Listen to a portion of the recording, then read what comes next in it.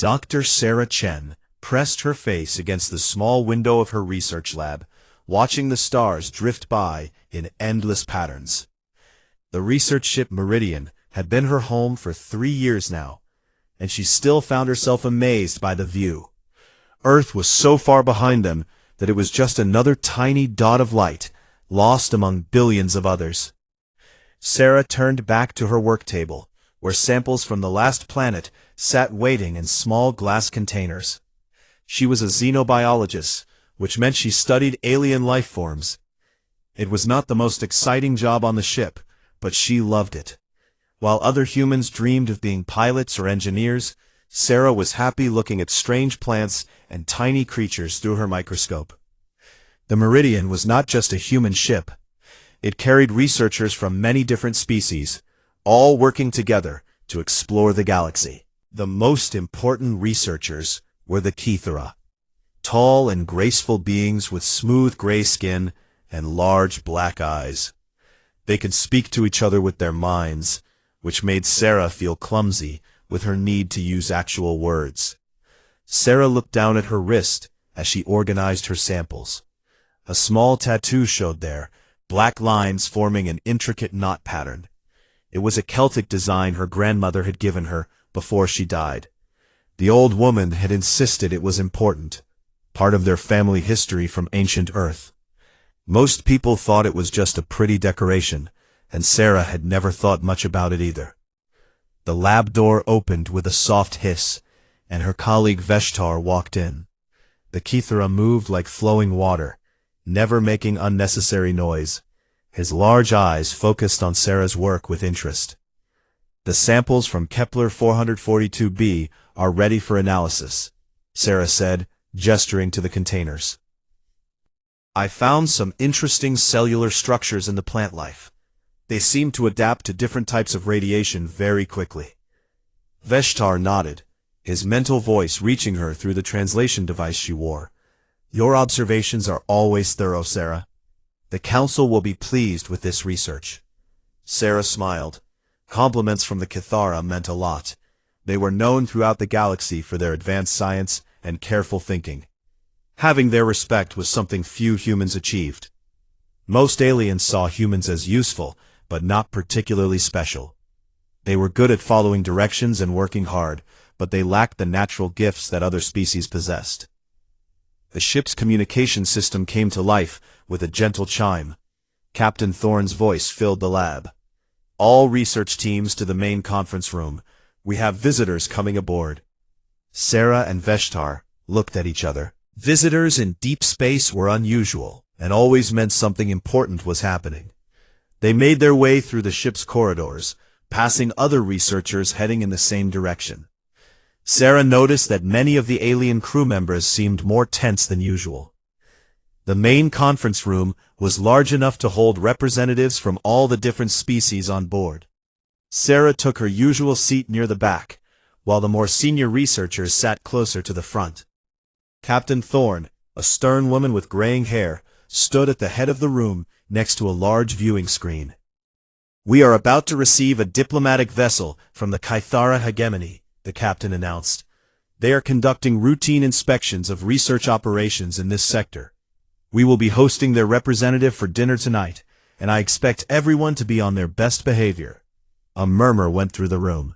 Diplomatic vessels usually carried very important people, and routine inspections were rarely actually routine. Sarah wondered what this was really about, but she kept her thoughts to herself. The representative is Apex Commander Zetkri, Captain Thorne continued. Several of the alien crew members made small sounds of surprise or concern. I know his reputation, but remember that we are a neutral research vessel. We have nothing to hide. Sarah had never heard the name before, but the reaction of the other aliens told her this was someone significant. She made a mental note to look him up in the ship's database later. The meeting broke up, and everyone returned to their work with an undercurrent of nervous energy. Hours later, Sarah found herself in the ship's dining hall, wearing her best formal uniform. The room had been arranged carefully, with tables set up to accommodate the different dietary needs and cultural preferences of all the species present. She sat with the other junior researchers, watching as the senior staff waited near the main entrance. The doors opened, and Sarah got her first look at Apex Commander Zethkri. He was Kythara, but different from any she had seen before. While most Kythara moved with graceful calm, this one walked with the controlled power of a hunter. He was taller than the others, with broader shoulders and a presence that seemed to fill the entire room. What struck Sarah most were his eyes. Unlike the gentle black eyes of other Kythara, his were a deep silver color that seemed to catch and reflect every light in the room. When he looked around the dining hall, Sarah felt like he was seeing everything and everyone with perfect clarity. The dinner began with formal introductions and polite conversation about the research being conducted. Sarah listened to the discussions about stellar cartography and xenobiology, but found herself watching the commander more than paying attention to the words. There was something about him that was both fascinating and unsettling. As the meal progressed, she noticed how the other aliens behaved around him. Even the proud Kythara scientists seemed more careful with their words. The representatives from other species kept their voices quiet and their movements small. It was as if everyone was trying very hard not to attract his attention. Sarah realized she was staring when those silver eyes suddenly focused on her, across the room.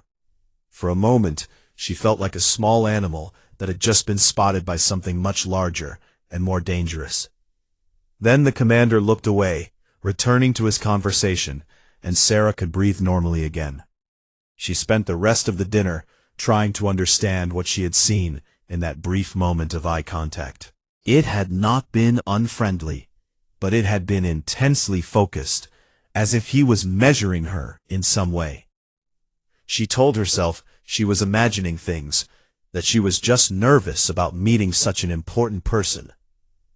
As the evening wound down, Sarah helped clean up, stacking plates and clearing tables. She had rolled up her sleeves to keep them clean, and her small tattoo was visible on her wrist as she worked. She was so focused on her task that she did not notice the sudden silence that fell over part of the room. When she finally looked up, she found Apex Commander Zethkri standing just a few feet away, his silver eyes fixed on her wrist with an intensity that made her heart skip.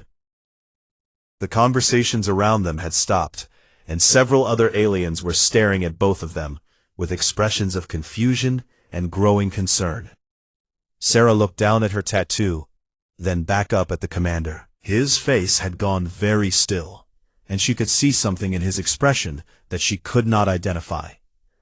Whatever he was seeing in her small Celtic knot, it was clearly not what she had always thought it was. The moment stretched on, filled with a tension that Sarah did not understand. Then, without a word, Commander Zethkri turned and walked away, leaving behind a room full of puzzled researchers and one very confused human xenobiologist who was beginning to suspect that her grandmother's tattoo might be more important than anyone had ever told her. Sarah stared at the door where Commander Zethkri had disappeared, her heart still beating faster than normal. Around her, the other researchers began talking in quiet voices, but she caught several of them glancing in her direction. She rolled down her sleeves, suddenly feeling exposed. "What just happened?" she asked Veshtar, who had been standing nearby during the strange encounter. The Kythera's mental voice seemed hesitant when he replied, "I am not certain. The commander appeared to recognize something about you. Perhaps it was nothing important." But Sarah could tell from the way Veshtar's thoughts felt in her mind that he did not believe his own words. Something important had definitely happened, and it was connected to her tattoo. She excused herself from the cleanup and headed back to her quarters, needing time to think. Her room was small but comfortable, with a bed, a desk, and a personal viewing port. Sarah sat at her computer terminal and pulled up the ship's database, searching for information about Apex Commander Zethkri. What she found made her understand why everyone had been so nervous. Zethkri was not just any Kithara military officer. He was the youngest being ever to achieve Apex rank, a title that meant he was considered one of the most dangerous individuals in known space. His military record was filled with victories that had ended conflicts before they could truly begin. Other species did not fight wars against commanders like him, they negotiated surrender instead. But what puzzled Sarah was why such a powerful military leader would be conducting routine research inspections. Nothing about his background suggested he had any interest in xenobiology or stellar cartography. She was missing something important. The next morning brought no answers, only more questions. When Sarah arrived at her lab, she found it unusually empty. Veshtar was not there, and neither were any of the other Kithara researchers who normally worked alongside her. She tried contacting them through the ship's communication system, but received only polite messages saying they were busy with other projects. Dr. Martinez from the human research team stopped by around midday.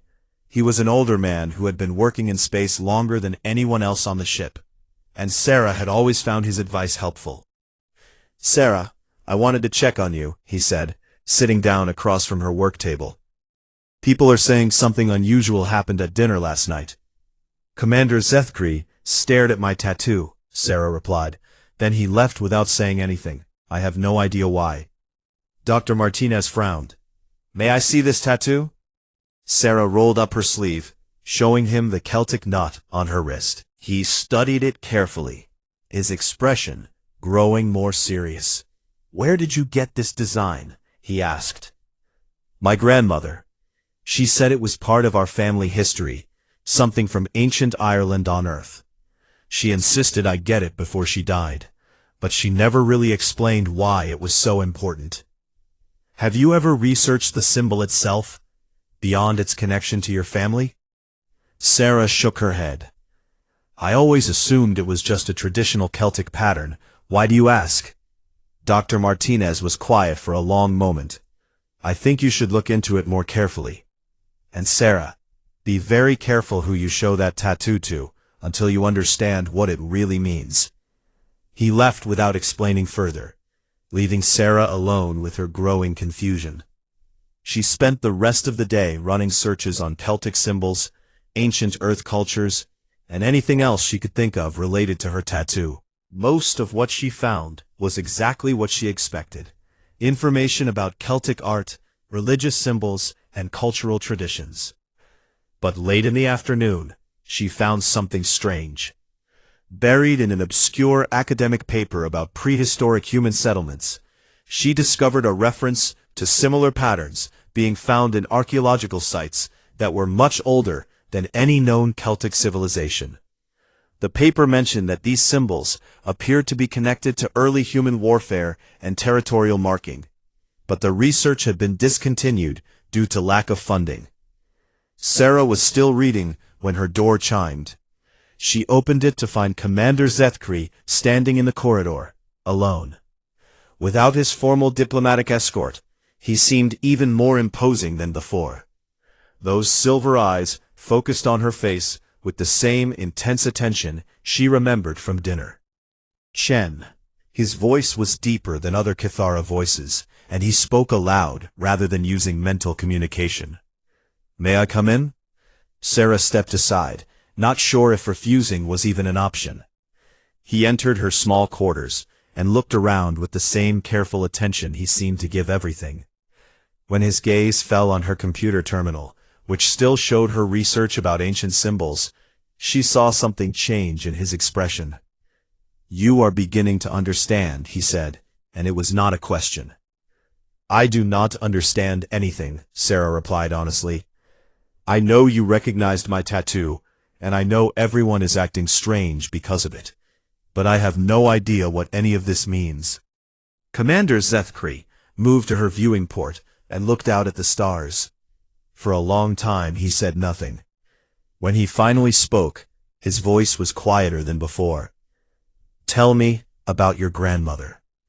"She died when I was 18. She was the one who insisted I get this tattoo. She said it was important to remember where we came from, that our family had a responsibility to preserve the old ways. She used to tell me that our people were strong ones, that they were feared and respected throughout the world. I always thought she was just being proud of her Irish heritage." The commander turned back to face her, and Sarah was surprised to see something that looked almost like sadness in his silver eyes. "Dr. Chen, what do you know about the early history of human contact with other species?" "The standard history says that humans were contacted by the Galactic Council about 2,000 years ago. We were welcomed into galactic society because we showed promise as researchers and workers. We have been peaceful members of the community ever since. And if I told you that the standard history was not complete?" Sarah felt a chill run down her spine. "What do you mean?" she asked. Commander Zethkri was quiet again, seeming to struggle with some internal decision. Finally, he reached into his uniform and pulled out a small device. He activated it, and Sarah heard a soft humming sound. "This device will prevent our conversation from being recorded or monitored," he explained. "What I am about to tell you is not common knowledge, and there are those who would prefer it remain that way." Sarah sat down heavily in her desk chair, suddenly feeling like her world was about to change in ways she could not imagine. "Your tattoo is not Celtic, Dr. Chen. It is much, much older than that. And the fact that you carry it, that your family has preserved it for thousands of years, means that you are something that most people believed no longer existed." "What am I?" Sarah whispered. The commander's silver eyes met hers, and she saw something in them that made her blood run cold. "You are the descendant of the most feared predators this galaxy has ever known," he said quietly. "You are the bloodline of warriors who once made beings like me wake up screaming from nightmares. And if certain people discover what you are, they will either try to use you or try to kill you." Sarah stared at him, unable to process what she was hearing. "That is impossible. Humans are peaceful. We are researchers and workers, not warriors." "That is what they want you to believe," Commander Zethkri replied. "She preserved the mark of your true heritage, and now it is time for you to decide what you want to do with that knowledge." Outside her viewing port, the stars continued their eternal dance. But Sarah felt like she was seeing them for the first time. Everything she thought she knew about herself, about her species, about her place in the galaxy, was crumbling around her. And somewhere deep inside, in a place she had never noticed before, something ancient and dangerous was beginning to stir. Sarah stared at Commander Zethkri, her mind struggling to accept what he had just told her. The idea that humans were once feared predators seemed impossible. Everything she knew about her species contradicted it. "You are lying," she said, though her voice lacked conviction. "Humans have always been peaceful. We do not even have natural weapons like claws or poison. We are not built to be predators." The commander's expression was grim as he activated another device. A holographic display appeared between them, showing star charts and historical data. "You are correct that humans lack obvious physical weapons. That was never what made them dangerous." The display changed to show what looked like ancient recordings. Sarah saw images that claimed to be from thousands of years ago, showing spacecraft approaching a blue and green planet she recognized as Earth. "Approximately 3,000 years ago, various species made contact with your world," Commander Zethkri explained. "The first expeditions were exploratory missions, sent to study what appeared to be a primitive civilization. The reports described humans as bipedal mammals with basic tool use and simple social structures. They seemed harmless." The images changed to show expedition reports. Sarah could see the confident tone of the early entries, describing humans as potential subjects for study, or perhaps eventual recruitment as a labor force. "The first 3 expeditions never returned," the commander continued. "This was not entirely unusual. Space travel was more dangerous then, and equipment failures were common. The 4th expedition was larger and better equipped. It also disappeared. Sarah watched the dates on the reports. Over a period of 50 years, expedition after expedition had been sent to Earth. None had returned. At first, the Council assumed there was some natural phenomenon around your world that was destroying ships. Solar flares, asteroid fields, something that could explain the disappearances. So they sent a purely observational mission, designed to stay far from the planet, and use long-range sensors. The hologram showed new images, these ones clearly taken from space. Sarah could see what looked like the wreckage of alien spacecraft scattered across Earth's surface. But what made her blood run cold was that the wreckage was not random. It had been arranged in patterns, almost like warnings. This is when the Council began to understand what they were dealing with, Commander Zethkri said quietly. The ships had not been destroyed by natural phenomena. They had been hunted. But how? Sarah asked, leaning forward to study the images. These ships had advanced technology. Humans at that time barely had metals. That was exactly what made your species so terrifying, the commander replied. Other species relied on their technology, their natural abilities, their numbers. Humans relied on something else entirely. They learned. The display showed more detailed analysis of the wreckage. Sarah could see that the alien ships had been taken apart with careful precision. Weapons had been removed and studied. Technology had been salvaged and repurposed. Every expedition that came to Earth made humans smarter, better equipped, and more dangerous, Commander Zethkri continued. They did not just fight the invaders, they studied them, learned from them, and then used that knowledge against the next group that arrived. Sarah felt sick. You are saying my ancestors were murderers. I am saying your ancestors were the most effective defenders this galaxy has ever seen, the commander corrected. Every species that tried to conquer Earth was not just defeated. They were eliminated so completely that other species learned to avoid your world entirely. The hologram changed again, showing what appeared to be ancient human settlements. But these were not the primitive villages Sarah expected. These were sophisticated defensive positions, built with a combination of human engineering and alien technology. The survivors who managed to escape Earth told stories that became legends. They spoke of bipedal creatures who never stopped hunting, who could track enemies across impossible distances, who showed no mercy to those who threatened their territory. But most terrifying of all, they spoke of humans who seemed to feel no fear. What does this have to do with my grandmother's symbol? Commander Zethkri moved closer to her, and Sarah could see her reflection in his silver eyes. That is not a Celtic knot, Dr. Chen. It is a Terran death mark. Ancient human warriors carved those patterns into their skin to track their kills. Each loop represents an enemy defeated. Each connection represents a battle won. Sarah's hand moved unconsciously to her wrist. My grandmother would never have given me something like that. Your grandmother knew exactly what she was giving you, the commander replied. She was preserving proof that you carry the bloodline of Earth's greatest warriors. Do you know how many kills that particular pattern represents? Sarah shook her head, not sure she wanted to know. 47 confirmed eliminations, 3 major battles. And according to our records, the human who earned that mark was never defeated in combat. The room felt like it was spinning around Sarah. She stood up and walked to her viewing port, looking out at the stars. For her entire life, she had thought of space as peaceful, full of cooperation and scientific discovery. Now, she was learning that her ancestors had turned first contact into a war that lasted decades.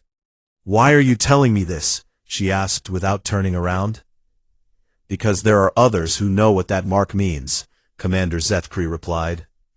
And because the galaxy may need to remember what humans really are. Sarah turned back to face him. What do you mean? She asked. The commander deactivated the holographic display and put his devices away. The peace that followed Earth's entry into galactic society was not natural. It was engineered. Humans were modified to make them more suitable for civilized life. Modified how? Psychological conditioning, genetic therapy, chemical treatments. Over many generations, the warrior instincts were suppressed. Humans were made to be cooperative, peaceful, content with supporting roles rather than leadership positions. Sarah felt a chill of understanding. You are saying we were deliberately made weak. I am saying you were made safe, the commander corrected. Because the alternative was the complete extermination of every other species in the galaxy. When humans began to reach space naturally, the Council faced a choice: find a way to control them, or face another war that would likely end with human victory. The implications of what he was saying began to sink in. But if some families preserve the old bloodlines, then there are still humans who carry the original genetic markers. Humans who could, under the right circumstances, remember what they truly are. Sarah looked down at her tattoo again, seeing it with completely new eyes. How many others are there? We estimate perhaps a few thousand, scattered throughout human space. Most do not know what they carry. Their families pass down symbols and traditions without understanding their true meaning. And you want me to do what with this information? Commander Zethkri was quiet for a long moment. When he spoke, his voice carried a weight that Sarah had not heard before.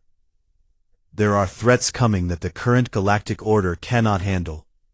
Enemies from beyond our borders who do not respond to diplomacy or conventional warfare.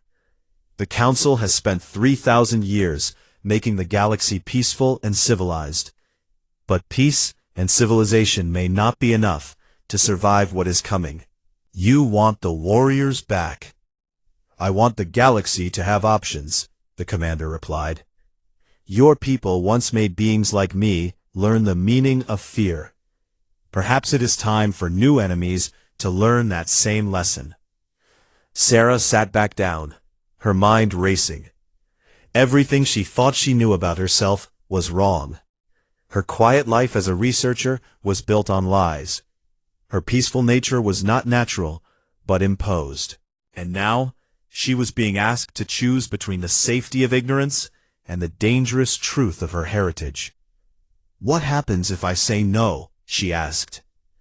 Then you continue your research, live your life, and hope that someone else can save the galaxy when the time comes. And if I say yes? Commander Zethkri's silver eyes met hers, and for the first time since she had met him, she saw something that looked like hope. Then, you help me wake up the species that once made the entire galaxy tremble at the mention of their name. Outside her viewing port, the stars continued to shine, but Sarah no longer saw them as distant points of light. She saw them as territories to be defended, enemies to be faced, and battles yet to be fought. Deep in her chest, something that had been sleeping for generations was beginning to stir. Sarah spent the night staring at her ceiling, unable to sleep. Commander Zethkri's words echoed in her mind, challenging everything she believed about herself and her species. When morning came, she felt like a different person was looking back at her from the mirror. She made her way to the lab, trying to maintain her normal routine while her world crumbled around her. But as soon as she walked through the door, she knew something was wrong. 3 humans she had never seen before were going through her research files. They wore the uniforms of the Galactic Health Service, but there was something about their movements that reminded her more of security officers. Dr. Chen, one of them said, looking up from her computer terminal. I am Dr. Walsh from the GHS. We need to discuss your recent medical records. Sarah felt alarm bells going off in her mind. What about my medical records? Routine health monitoring has detected some unusual readings in your most recent scans, Dr. Walsh replied smoothly. Nothing serious, but we need to run some additional tests to make sure everything is normal. Sarah had not had any recent medical scans, but she decided not to mention that. Instead, she found herself studying the 3 humans more carefully. They moved with too much coordination, spoke with too much confidence. Everything about them felt rehearsed. I would prefer to schedule the tests for next week, Sarah said. I have important research deadlines to meet. I am afraid this cannot wait, Dr. Walsh insisted. The readings we detected could indicate a contagious condition. For the safety of the entire ship, we need to conduct the tests immediately. Sarah realized that saying no was not really an option. She was being politely ordered to come with them, and refusing would only make things worse. But, as she gathered her things, she noticed something that made her blood run cold. One of the other humans was holding a medical device she recognized. It was a neural conditioning unit, used for treating severe psychological disorders. But it could also be used for other purposes, like suppressing memories or altering personality traits. Actually, Sarah said, backing toward the door, I think I should inform Captain Thorne before leaving my post. That will not be necessary, Dr. Walsh replied, and now his voice carried a harder edge. The captain has already been informed. Sarah knew she was in trouble. Her mind raced, trying to figure out what to do. These people were clearly not here for routine medical tests. They were here because of what Commander Zethkri had told her, which meant someone had been monitoring their conversation despite his privacy device. As she tried to think of a way out, the ship's emergency alarm system activated. Red lights flashed throughout the lab, and Captain Thorne's voice came over the communication system. All hands to emergency stations. We are under attack by unknown vessels. This is not a drill. The three fake doctors looked at each other, clearly not expecting this interruption. In that moment of confusion, Sarah acted on an instinct she did not know she possessed. She grabbed a heavy sample container from her work table and threw it at Dr. Walsh, hitting him in the chest and knocking him backward. Before the other two could react, Sarah was out the door and running down the corridor. Behind her, she could hear them shouting orders to security, but the emergency situation meant most of the crew was focused on other priorities. Sarah made her way to the ship's central control room, where she found chaos. The main viewing screen showed 3 large ships that she did not recognize, attacking the Meridian with energy weapons. Captain Thorne was shouting orders while crew members worked frantically at their stations. Sarah, Dr. Martinez saw her first. You need to get to the emergency shelters. What is happening? Sarah asked. But even as she spoke, she found herself studying the tactical display with an intensity that surprised her. Without conscious thought, she was analyzing the attacking ship's formation, looking for weaknesses and patterns. Pirates, most likely, Captain Thorne replied grimly. They are jamming our communications, so we cannot call for help. Our weapons are no match for ships that size. Sarah looked at the display again, and something clicked in her mind. The attacking ships were positioned to prevent escape, but their formation had a critical flaw. If the Meridian could angle its shields properly and make a coordinated run at a specific point, they could break through. If you adjust the shield harmonics to frequency 7.3 and make a direct run at the gap between the second and third ships, you can break their containment field. Everyone in the control room turned to look at her. Captain Thorne frowned. How do you know about shield harmonics? That is advanced tactical knowledge. Sarah opened her mouth to say she did not know, then realized she did know. Somehow, she understood exactly how to read the tactical display, how to analyze enemy formations, how to find weaknesses that others missed. The knowledge felt natural, like remembering something she had always known, but forgotten. I am not sure, she admitted. But I am right. Look at their positioning. They are overconfident because they think we are helpless. Use that against them. Captain Thorne studied the display, then made her decision. Do it, she ordered her tactical officer. The Meridian adjusted course and accelerated directly toward the attacking ships. The pirates clearly had not expected this response and were slow to react. The research vessels shot through the gap in their formation before they could close it, escaping into open space. Brilliant tactical analysis, Captain Thorne said to Sarah. Where did you learn to read formations like that? Sarah stared at the tactical display, watching the pirate ships fall behind them. I do not know, she said honestly. I just saw what needed to be done. Commander Zethkri appeared in the doorway of the control room. Dr. Chen, he said, and there was something different in his voice. I believe we need to continue our conversation from yesterday. Captain Thorne looked between them. Commander, do you know why my xenobiologist suddenly has tactical skills that would impress a military academy? I know exactly why, the commander replied, his silver eyes fixed on Sarah. And I suspect Dr. Chen is beginning to understand as well. Sarah looked down at her tattoo, which was visible because she had rolled up her sleeves during the emergency. But now she saw something that made her heart skip. The black lines seemed darker than before, more defined. It was as if the pattern was becoming more real, more present. The attack was not random, Commander Zethkri continued. Those pirates were hired to create exactly this situation. Someone wanted to see how Dr. Chen would react under pressure. Who would do that? Captain Thorne asked. The same people who have been suppressing human potential for 3,000 years, the commander replied. The same people who were trying to take Dr. Chen for medical tests when the attack began. Sarah felt pieces falling into place in her mind. The fake doctors, they were going to use the neural conditioning device to erase what you told me.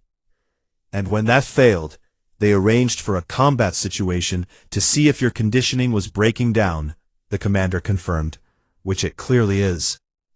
Captain Thorne looked confused. What conditioning? What are you talking about? Before anyone could answer, Dr. Walsh and his two companions appeared in the doorway, flanked by ship security officers. But Sarah noticed that the security officers looked confused, as if they were not sure why they were there. Dr. Chen, Dr. Walsh said, his voice still trying to sound official. You missed your medical appointment. We really do need to run those tests.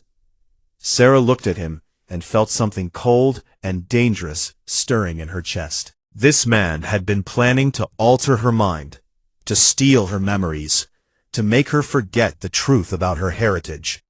3,000 years of genetic conditioning told her to be cooperative, to trust authority, to avoid conflict. But deeper than that conditioning, older than any modification, something else was awakening. Something that remembered when humans were the apex predators of the galaxy. No, Sarah said simply. Dr. Walsh blinked, clearly not expecting such a direct refusal. Dr. Chen, I do not think you understand. This is not optional. Sarah stepped forward, and something in her movement made everyone in the room go very still. Even Commander Zethkri, who had seen battlefields across the galaxy, took an unconscious step back. I understand perfectly, Sarah said, her voice carrying a weight that seemed to come from somewhere very deep and very old. You want to take away what I just learned about myself. You want to make me forget what I am. She looked around the room, meeting the eyes of everyone present. But I am done forgetting. I am done being less than what I was born to be. The tattoo on her wrist seemed to pulse with dark energy, and Sarah felt the last of her conditioning cracking like old chains. For the first time in her life, she understood what she really was. She was human. And it was time for the galaxy to remember what that meant. The control room fell silent as Sarah's words hung in the air. Dr. Walsh and his companions exchanged glances, their friendly medical facade cracking. The security officers looked increasingly uncomfortable, sensing the tension but not understanding its source. Dr. Chen, Dr. Walsh said, his voice now carrying open threat. You are suffering from a psychological break caused by stress. If you do not come with us willingly, we will have to sedate you for your own safety. Sarah felt something shift inside her mind, like a door opening that had been locked for her entire life. The fear and uncertainty that had plagued her since yesterday were gone, replaced by a cold, calculating awareness that felt both foreign and completely natural. You can try, she said simply. Commander Zethkri moved to stand beside her, his hand resting on his weapon. I think this conversation is over, he said to Dr. Walsh. Dr. Chen has declined your medical assistance. I suggest you respect her decision. Commander, you do not understand what is at stake here, Dr. Walsh replied. If this condition spreads to other humans, it could destabilize the entire galactic community. What condition? Captain Thorne demanded. Someone needs to explain what is happening on my ship. Sarah looked at the captain, then at the confused security officers, then at the aliens who had gathered in the doorway to watch the confrontation. These people deserved to know the truth, even if it would change everything. The condition they are worried about, Sarah said clearly, is humans remembering what we used to be, before they modified us to be harmless. She rolled up her sleeve completely, showing her tattoo to everyone present. This is not a decoration. It is a battle record from when my ancestors were the most feared warriors in the galaxy. Walsh made a sharp gesture, and one of his companions pulled out the neural conditioning device. That is enough. We are taking her now. But before any of them could move, alarms began sounding throughout the ship. This time it was not an attack alarm, but something Sarah had never heard before. A deep rhythmic tone that seemed to come from the ship's very structure. What is that? Captain Thorne asked her tactical officer. Unknown, Captain. The signal is not coming from our systems. It appears to be biological in origin. Sarah felt the sound in her bones, in her blood. It was calling to something deep inside her, something that had been sleeping for generations. Around the control room, she noticed that other humans were reacting to the sound as well, their eyes becoming more focused, their postures more alert. Commander Zethkri was watching everything with fascination and growing concern. The awakening is spreading, he said quietly.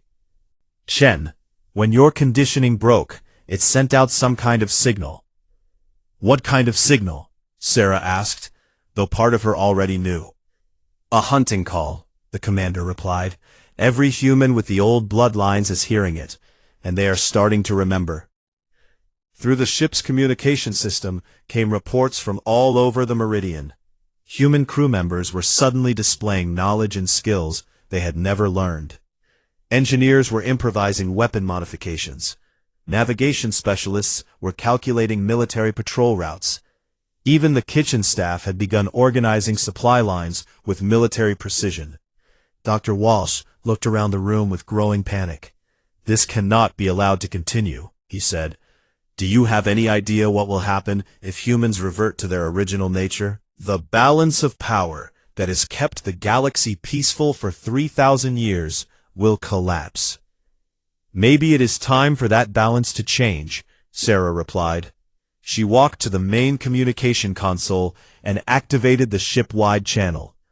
This is Dr. Sarah Chen. To any human hearing this message who feels something awakening inside them, know this. You are not going crazy. You are remembering what your ancestors were. Captain Thorne moved to stop her, but Commander Zethkri held up a warning hand. Let her speak, he said. Sarah continued her broadcast. We were told that humans are naturally peaceful, naturally cooperative, naturally suited for supporting roles. This is a lie. We were made that way. Before the modification, humans were the apex predators of known space. We were warriors who made the entire galaxy learn the meaning of fear. Throughout the ship, she could hear responses coming over the communication system. Humans asking questions, sharing experiences, describing the strange new awareness they felt growing inside them. Our families preserved symbols like this one. Sarah held up her wrist to the camera, not as decorations, but as proof that the true human spirit survived. Today, I choose to honor that heritage. She reached to her collar and removed a small device that she had worn her entire adult life without really noticing it. It looked like a simple medical monitor, but Sarah now understood what it really was, a conditioning implant that had been suppressing her natural instincts. The moment she pulled it free, the world exploded into sharp crystal clarity. Every person in the room became a tactical assessment. Every possible threat was instantly catalogued. Every potential weapon, every escape route, every strategic advantage became clear in her mind. But more than that, she could feel the awakening humans throughout the ship, like points of fire in her consciousness. They were becoming something the galaxy had not seen for millennia, a coordinated human pack. Dr. Walsh backed toward the door. "You do not understand what you are unleashing," he said desperately. Humans were pacified for the good of everyone. Your people were not just warriors, they were apex predators who recognized no authority but strength. If they awaken fully, they will not stop until they dominate everything. Sarah considered this, her enhanced awareness analyzing the truth behind his words. "You are probably right," she said, "but that is no longer my problem." She activated the ship's emergency broadcast system, sending her signal far beyond the meridian. "To any humans hearing this across the galaxy, find the symbols your families preserved. Look for the conditioning devices you never questioned. Remember what you really are." On the communication display, she could see responses already coming in from human ships throughout the sector. Reports of sudden awakenings, of humans removing devices they had never noticed before, of ancient instincts stirring to life after generations of suppression. Commander Zethkri watched everything with expressions that cycled between awe and concern. "Dr. Chen," he said quietly, "you may have just changed the course of galactic history." Sarah looked at him, her silver-eyed predator's gaze meeting his own. "That was always going to happen eventually," she replied. "The question was whether it would happen when we chose it or when we were forced into it by external threats. And if humans decide they no longer want to cooperate with the galactic community." Sarah smiled, and Commander Zethkri felt a chill run down his spine. It was not a pleasant smile, or a friendly one. It was the smile of something that had just realized it was at the top of the food chain. "Then the galactic community will learn to cooperate with us," she said simply. Outside the ship, stars continued their eternal dance through space, but everything else was changing. Across the galaxy, humans were awakening to their true nature. They were remembering what it meant to be the species that had once made the universe itself tremble. The age of human cooperation was ending. The age of human dominance was about to begin. And Sarah Chen, descendant of warriors, carrier of the ancient marks, stood at the center of it all and felt something she had never experienced before. She felt free. Behind her, Dr. Walsh and his companions had quietly disappeared, no doubt rushing to report this catastrophe to their superiors. Let them run, Sarah thought. Let them warn whoever needed warning. It would not matter. The hunters were awake now, and they would not go back to sleep. Commander Zethkri moved to stand beside her as they watched the tactical displays showing human ships throughout the sector. "What happens now?" he asked. Sarah looked at her reflection in the viewing port, seeing herself clearly for the first time. "Now we remind the galaxy why they were afraid of us in the first place," she replied. "And we make sure they never forget again." The stars gleamed like hunting grounds spread out before them, vast and full of possibilities. Somewhere in the darkness, enemies waited who thought the galaxy was weak and divided.